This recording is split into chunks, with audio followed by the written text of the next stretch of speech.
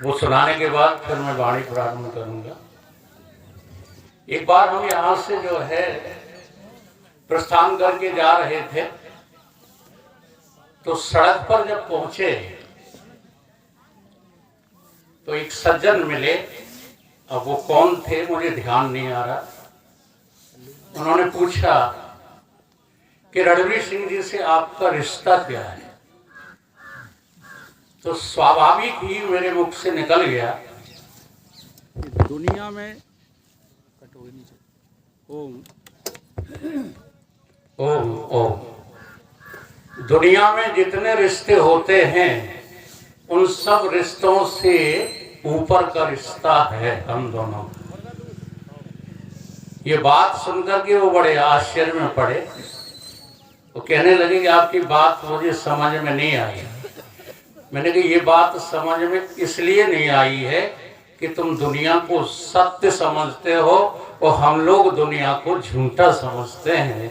दुनिया को झूठा देख करके देखो तो हम सब का रिश्ता एक दूसरे से एक ही है और वो कोई दूसरा नहीं है।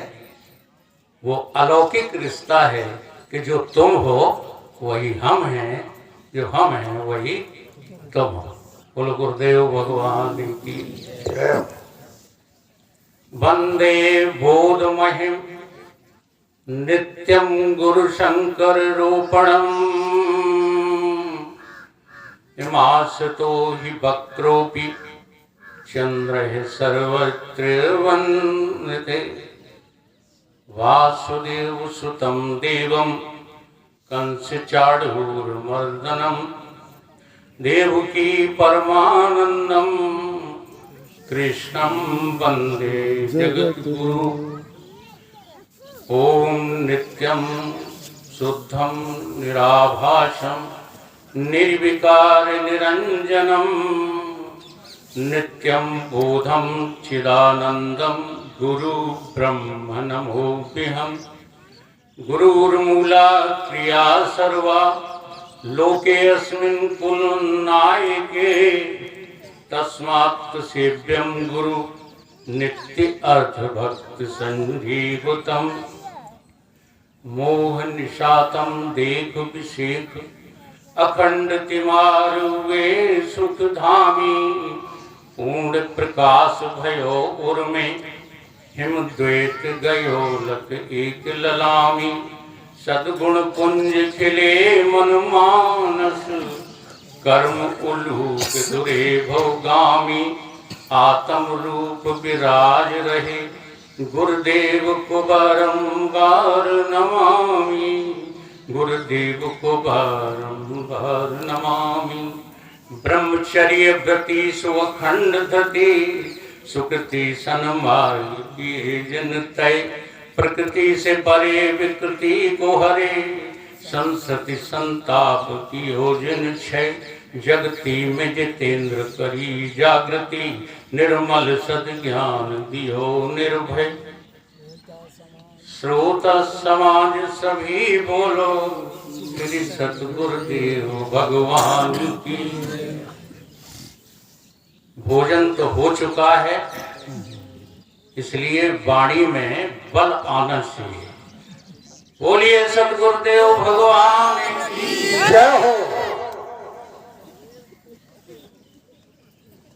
प्रातः स्मरणीय परम पूजनीय परिव्राजकाचार्य अर्चनीय वंदनीय श्री सतगुरुदेव भगवान के चरण कमलों में नित्य का वंदन करते हुए परम पूज्य परमहंस संत जो उड़िया बाबा के आश्रम से आए हैं उन स्वामी जी के चरणों में मेरा साक्षात दंडवत प्रणाम। पूजनीय संत राघवानंद जी के चरणों में मेरा वंदन प्रणाम। अभी अभी झांसी से जो संत आए हैं श्री अद्वैतानंद जी महाराज, इनका हमारा जो है पुराना परिचय है। हमारे गुरुदेव की खोडसी में आपका आगमन हुआ था, तब से हम इनको पहचानते हैं। इनके भी चरणों में मेरा नित्य का प्रणाम। प्रहलाद बाबा इनका पुराना नाम है, नया नाम है इनका प्रकाशानंद जी। ये हमारे सुहृदय गुरु भाई हैं। मेरा तो मन इनके प्रति अभी भी उतना ही उदार है, लेकिन अब ये कभी आते जाते नहीं हैं, तो उसमें कोई बात नहीं है। इनको भी मेरा प्रणाम।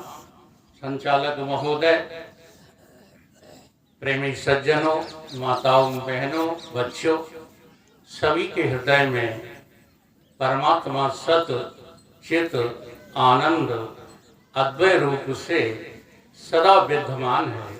उसी दृष्टि से मेरा सभी को वंदन, नमन, अभिनंदन।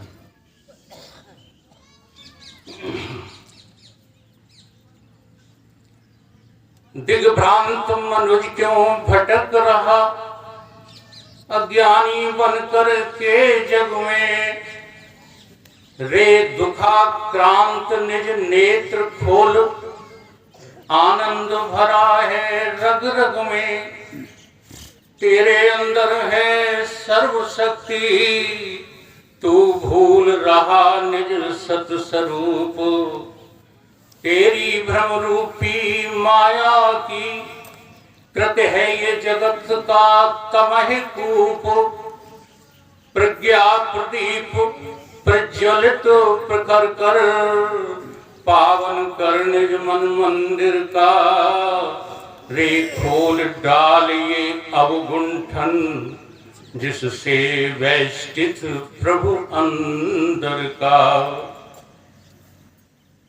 हमारे आपके भीतर कहा जाता है परमात्मा विद्यमान है। दूसरा शब्द अभी महाराज जी ने प्रवचन में नारे लगवाए थे, शिवो हम।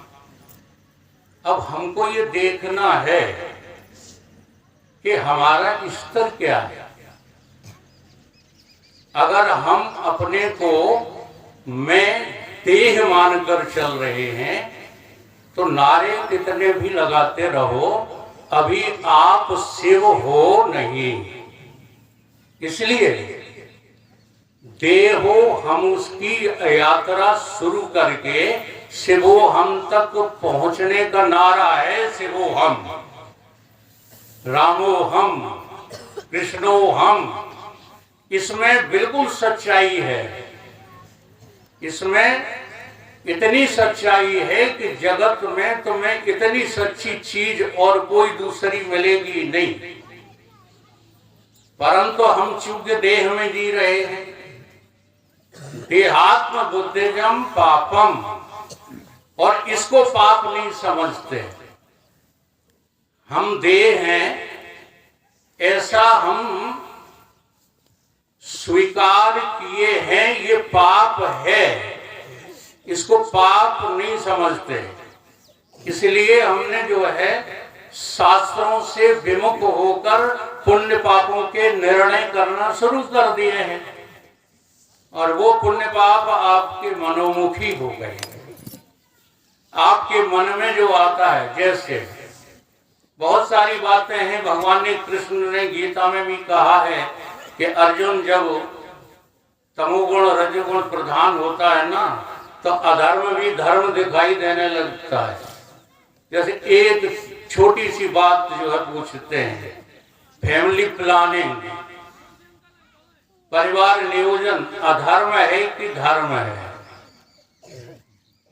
परिवार नियोजन अधर्म है, लेकिन हमने मनोमुखी होकर के इसको धर्म स्वीकार कर लिया है।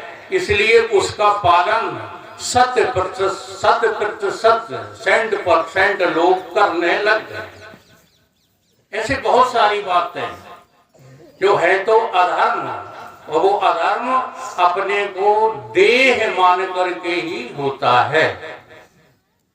देहात्म उद्यजम पापम न तद गौवध कोटिभ्या, आत्मज बुद्धजम पुण्यम न भूत न भविष्यति। हम आत्मा हैं ऐसा हमको अभी अनुभव हो रहा है क्या? आत्मा माने एक जगह रहती है, आत्मा माने चलती फिरती है, आत्मा माने खाती पीती है, उसको आत्मा कहोगे। ये आत्मा है। और हम लोग ऐसा बोलते रहते हैं, किसी की भी मृत्यु हो जाती है तो हम यही कहते हैं अब तो जो है खेल खत्म हो गया, आत्मा निकल गई। आत्मा में आना जाना है। तो ये सारी बातें हम समझना नहीं चाहते, और समझने के लिए तैयार हो जाएं तो उसी पंथ का नाम है ज्ञान का पंथ, कृपाण की धारा। तुलसीदास जी ने चौपाई लिखी, वो हमने उसके अनर्थ कर डाले। ज्ञान का पंथ, कृपाण की धारा। तो हमारी बुद्धि में क्या आता है कि कोई तलवार होगी और उस तलवार को जब किसी के ऊपर जो है गिराया जाएगा तो वो कट कट कट के जो है दो टुकड़ों में बट जाएगा, ऐसा अर्थ लगाते हो। ये अर्थ नहीं है। अगर ये अर्थ लगाते भी हो कि ज्ञान की जो राह है, ज्ञान का जो पंथ है वो तलवार की दुधारा है, ऐसा अर्थ लगाते भी हो तो उससे जो है ज्ञान से आपका देह जो है दो टुकड़ों में नहीं, कोई स्थूल देह को काटने वाली बात नहीं है। वहां पर काटने वाली बात है जहां से तुम्हारी मैं परमात्मा से अलग हुई है, जो तुम्हारी उस मैं का जन्मदाता है, तुम्हारा अपने निज का अज्ञान। और उस अज्ञान को काटने के लिए जो गुरुदेव ने तुमको खड़ग दी है उसका नाम है कृपाण की धारा। परत खगेश न लागह बारा।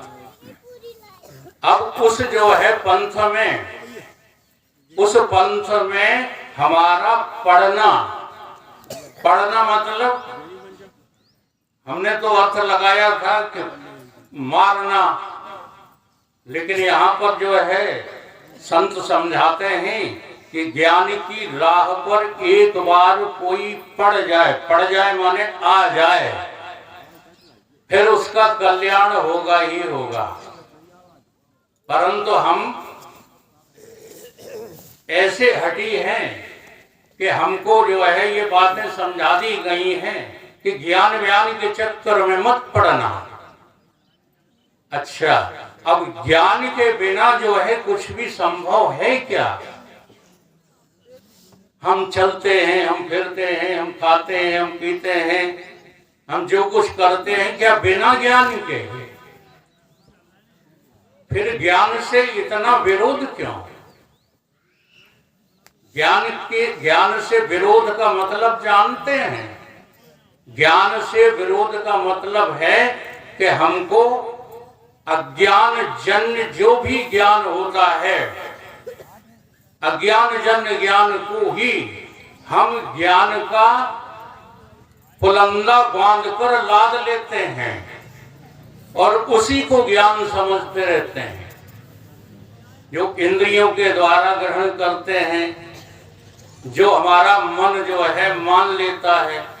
अच्छा, सत्संग में एक बात बताओ, सत्संग में आप लोग आए हो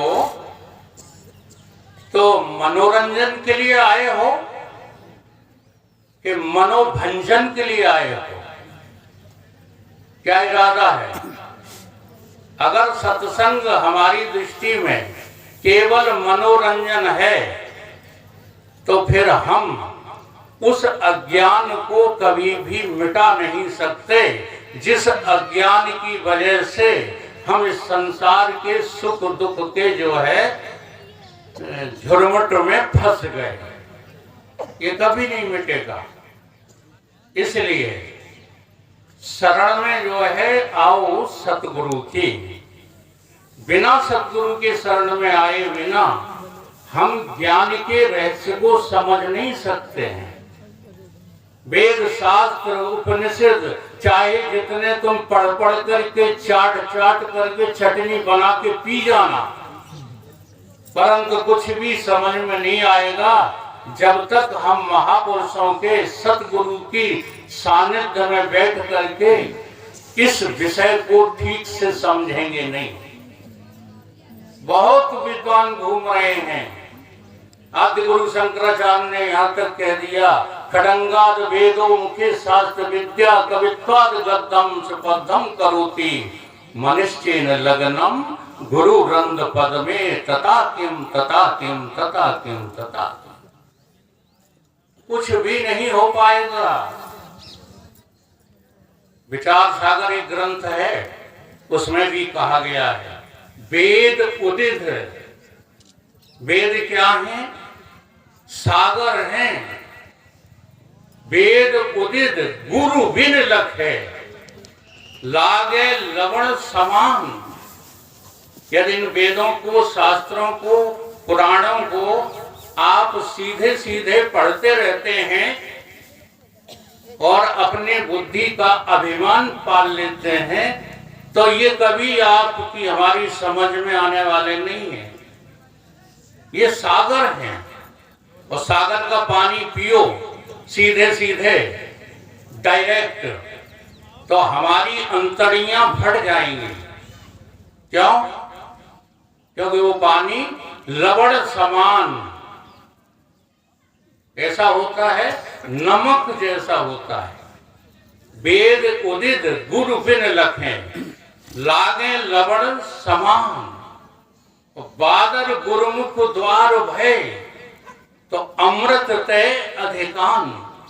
और वही जब सागर का पानी जब बादलों में चला जाता है और वहां से वापस बरसता है तो वो हमारे लिए अमृत के समान हो जाता है, यानी कि अन्नदाता हो जाता है। ठीक उसी प्रकार से जब हम लोग गुरु जी, सतगुरु, महान संतों के सानिध्य में बैठ करके और इसका रसोस्वादन करते हैं, इस विषय को समझते हैं तो हमारा भी जो है कल्याण हो जाता है। हम भी मुक्ति के रास्ते पर जो है चल पड़ते हैं। इसलिए ख्याल रहे, कभी भी जो है बौद्धिक अभिमान हो जाए तो ये मत समझना कि हम ज्ञानी हो गए।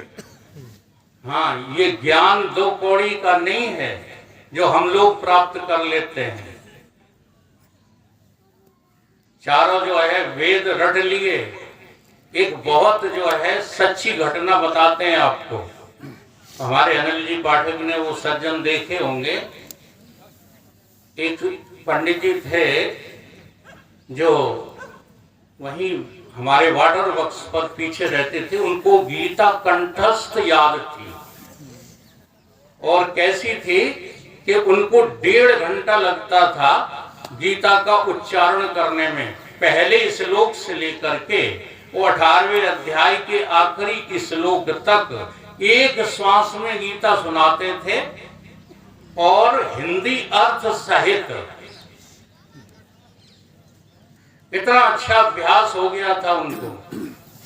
परंतु जब शरीर छोड़ने लगे तो मुझे बुलाकर के उनने जो व्यथाएं बताई तो मुझे दया आई। मैंने कहा, पंडित जी, ये सारे जीवन तुम क्या करते रहे? तो इन ग्रंथों को जो है, हम उसके विरोध में नहीं है कि आप ग्रंथ पढ़ना छोड़ दो, ये नहीं कह रहा हूं मैं। परंतु जब भी ग्रंथ पढ़ो तो किसी जो है ज्ञानी महापुरुष के सानिध्य में बैठ करके इनका जो है अध्ययन करना चाहिए। और हमें जब तक इसमें रुचि नहीं होगी, ज्ञान के पंथ में रुचि नहीं होगी, तब तक आप कर्म को भी नहीं संभाल पाएंगे। तब तक आप अपनी भक्ति को भी नहीं देख पाएंगे। किसको भक्ति कहते हैं? जगत में आसक्त बने रहते हो, जगत के सामानों की मांग करते रहते हो। और किससे मांग करते रहते हो? भगवान से। तो भगवान से जब मांग कर करके तुम भक्ति करते तो ईमानदारी से बताओ वो भक्ति सामानों की भक्ति है कि भगवान की भक्ति है, जगत के पदार्थों की भक्ति है कि भगवान की भक्ति है। जब तक हमारा मन विषयासक्त है तब तक हमारा मन लगेगा नहीं भगवान की भक्ति में, क्योंकि मन तो बेचारा एक ही है। एक इस शरीर का जो है दोस्त था, अब वो दोस्त इसलिए था कि जन्म एक साथ हुआ, खेले एक साथ, पढ़े एक साथ, लेकिन विचारधाराएं अलग अलग थी। एक दिन मैंने उसको कहा कि जरा आया करो हरिमोहन पुरोहित, संतों के सानिध्य में आया करो। तो जानते हो क्या दोहा उसने दिया मुझे, कौन सा छंद पढ़ा उसने? वकील साहब, मन न भये 10-20। देखो याद तो सबको होता है। एक हथो सो गयो ठेका संग। हाँ, एक था वो चला गया गई ठेके में। अब कहीं कौन सत्संग में आए? तो बात तो सच्ची है, लगन हमारी कहाँ लगी हुई है? विषयों में, विषयासक्ति में या भक्ति में? अब हम भक्ति को जो है इतना जो है सस्ते में जो है लेते हैं कि कुछ लेना देना नहीं है। बस अगरबत्ती जलाओ, मंदिर चले जाओ, थोड़ी देर बैठ करके दूसरों को दिखाने के लिए कुछ कर लो, इसका नाम भक्ति है। जब तक जगत से आसक्ति नहीं टूट रही, जब तक ममता तुम्हारी जो है समाप्त नहीं हो रही, तब तक देह को मैं मानना छोड़ नहीं पाओगे। चाहे जितने नारे शिवो हम के लगा लो, हम भी शिवो हम उपासक हैं, लेकिन गलत बात नहीं। अपना देहो हम मिटाओ, अपना जो है सूक्ष्म शरीर का अभिमान, बुद्धि बन ज्ञानी बने, मन मान ध्यानी बने, देह अभिमानी बने, फूला फेरा एक है। बाहर से त्यागी बने, अंदर से रागी बने, जगत प्रवृत्ति निवृत्ति में प्रकाश देखने था है। ये अपने अपने अभिमानों को टटोलो तो समझ में आने लगती है कि हमारी लगन कहां पर लगी है। एक बहुत धनवान पुरुष थे, लेकिन भंगेड़ी थे, भंगेड़ी, भांग खाते थे। उन्होंने अपनी पत्नी से कहा कि सिलवट्टा उठा के दे देना। उनकी पत्नी बोली नहीं देती, वजन होता है उसमें। अब बोलो सिलवट्टे में कितना वजन होता है, परंतु नहीं दे रही। तो चले गए बाजार से 2 किलो जेवर बनवा लाए, धनवान थे ना, और अपनी पत्नी को दे दिया दूसरे दिन। तो वो 2 किलो जेवरों को पहन करके अपने को बड़ा भारहीन महसूस करने लगी और बड़ा मटक मटक के चल दी। तो पतिदेव बोले क्यों? अब भार नहीं लग रहा, सिलवट्टे का तो भार लग रहा था, अब ये जो जेवर वजन के लाद रखे हैं इनका भार नहीं लग रहा। कहने का हमारा यहाँ तात्पर्य क्या है, दाष्टान्त क्या है कि हमारी लगन जहाँ लग जाती है वो चीज बिल्कुल निर्भर लगती है, बिल्कुल सरल लगती है। ये संसार के काम कितने कठिन है, लेकिन आप अधिकांश, मैं सबकी नहीं कहता हूं, अधिकांश लोगों को संसार के सब काम बिल्कुल सरल लगते हैं, तो हम जैसे निकम्मे आदमी को तो बड़े कठिन लगे। इसलिए संसार के किसी कार्य में आज तक सफल ही नहीं हो पाए। हम ये भी नहीं कहते हैं कि परमात्मा को पाने में हम सफल हो गए हैं, लेकिन ऐसे महान पुरुषों की जो है छाया में बैठ करके उस तत्व की झलक की अनुभूति तो करते रहते। इसलिए भोला बाबा एक बहुत अच्छे संत हुए हैं। उनकी कुछ बातें इतनी सरल भाषा में कही गई हैं कि अगर हम ध्यान दें तो हमको कुछ उधर लगन लग जाए। भोला बाबा कहते हैं, मैं देव हूं, मैं देव हूं, ये मानना और जानना सबसे बड़ा ही पाप है। सब पाप इसके पुत्र हैं, सब पाप का ये बाप है। और मैं चेतन हूं, मैं ब्रह्म हूं, मैं ब्रह्म हूं, ये जानना सबसे बड़ा ही पुण्य है। सब पुण्य इसके पुत्र हैं, सब पुण्य का ये बाप है। ये भोला बाबा जी की जो है छंदावली में लिखा मिल जाएगा आपको। इसका अनुभव करो। आप इस देह की खातिर कब तक जीते रहेंगे?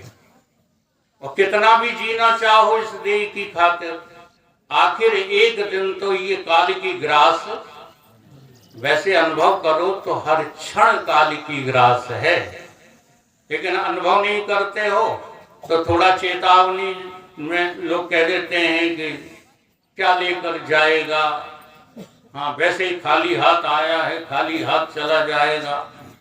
अगर अनुभव करने लग जाओ तो चेतन के अलावा और ये देह कहीं आपको ढूंढने से मिलेगी नहीं। जब आपको अपनी देह न लगे, चेतन ही लगे, इंद्रियां न लगे, चेतन ही लगे, मन, बुद्धि, अहंकार ही तो है सबसे बड़ा खतरनाक जो है, हाँ, राक्षस। ये भी अपनी में न लगे। जैसे कल मैंने स्वामी जी की प्रशंसा में बहुत उपाधियां दे डाली, हाँ जी।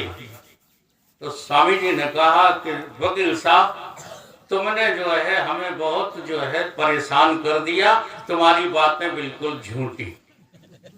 जी हाँ, ये होते हैं संतों के अनुभव। दुनिया चाहे जितना तुम्हें उपाधि देती रहे, हमारे युग पुरुष जी को युग पुरुष कहा जाता है, लेकिन तुम कितनी भी बार उनको युग पुरुष कह के चिल्लाओ, उन्हें कोई फर्क नहीं पड़ता। जब तक उनके ज्ञान को तुम नहीं सुनते हो, वो तुमसे खुश नहीं होते। तो संत जो है कौन होता है? हाँ, जिसका उनको अनुभव है और उस अनुभव की प्राप्ति के लिए तुम उनके सानिध्य में हो। संत अपनी लंगोटी धुलाने में भी खुश नहीं होते। तो हमारे गुरुदेव कभी लंगोटी धोने ही नहीं देते थे। स्वामी रामानंद जी, जो परिचित हैं स्वामी जी से इस गांव में, जानते होंगे, अपने पैर से अंगद की तरह दबा लेते थे, फिर कोई लंगोटी छुड़ा नहीं सकता।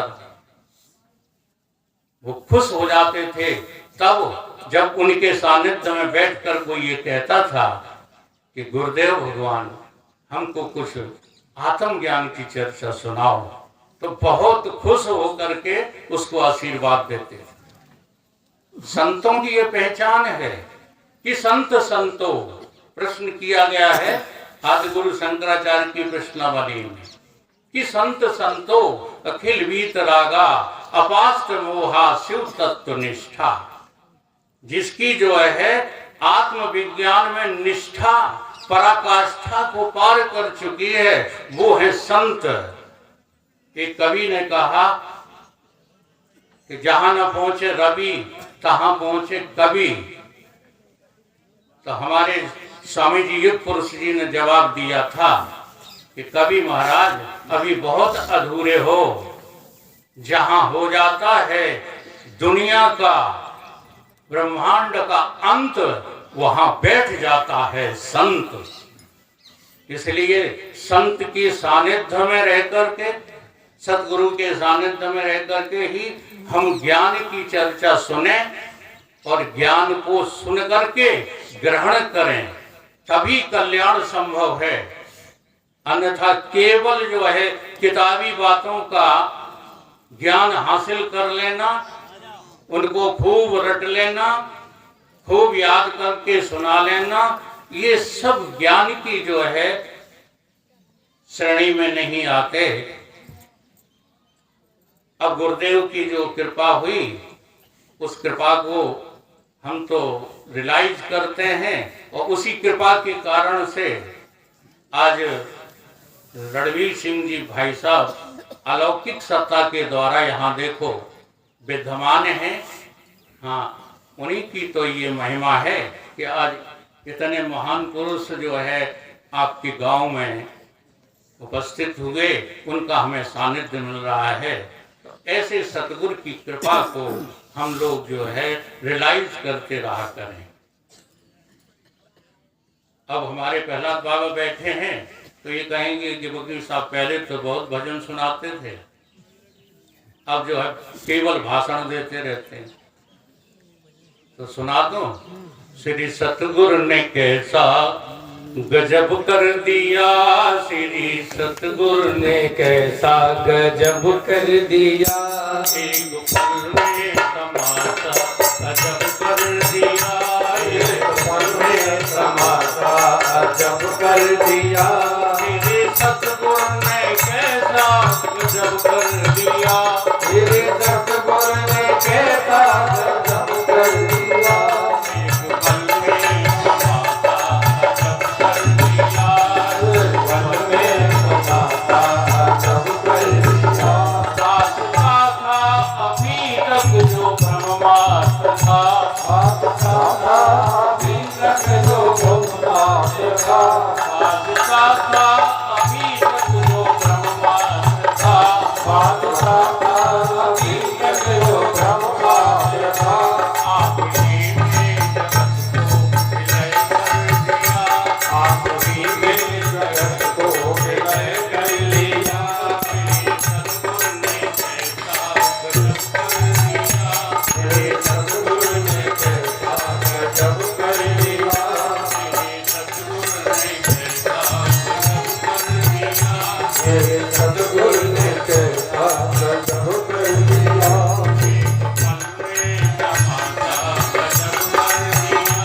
एक पल में तमाशा गजब कर दिया, काम क्रोधादि जोरों से डरते रहे, काम क्रोधादि जोरों से डरते रहे, काम क्रोधादि जोरों से डरते रहे, काम क्रोधादि जोरों से डरते रहे, ज्ञान की कड़क देकर अभय कर दिया, ज्ञान की कड़क देकर अभय कर दिया, ज्ञान की कड़क देकर अभय कर दिया, ज्ञान की कड़क देकर अभय कर दिया, श्री सतगुरु ने कैसा गजब कर दिया, श्री सतगुरु ने कैसा गजब कर दिया, एक पल में तमाशा गजब कर दिया, काल वैराग्य की दृढ़ बंधाई जभी, वैराग्य की दृढ़ बंधाई जभी, काल वैराग्य की दृढ़ बंधाई जभी, काल वैराग्य की दृढ़ बंधाई जभी, पूरे संसार का दमन कर दिया, संसार कर दिया, संसार का दमन कर दिया, और संसार का दमन कर दिया, श्री सतगुरु ने कैसा गजब कर दिया, एक पल में तमाशा गजब कर दिया, चल रहा चक्र आवागमन का यहाँ, चल रहा चक्र आवागमन का यहाँ, चल रहा चक्र आवागमन का यहाँ, चल रहा चक्र आवागमन का यहाँ, सुरेंद्र झगड़ा खत्म कर दिया, झगड़ा खत्म कर दिया, झगड़ा खत्म कर दिया,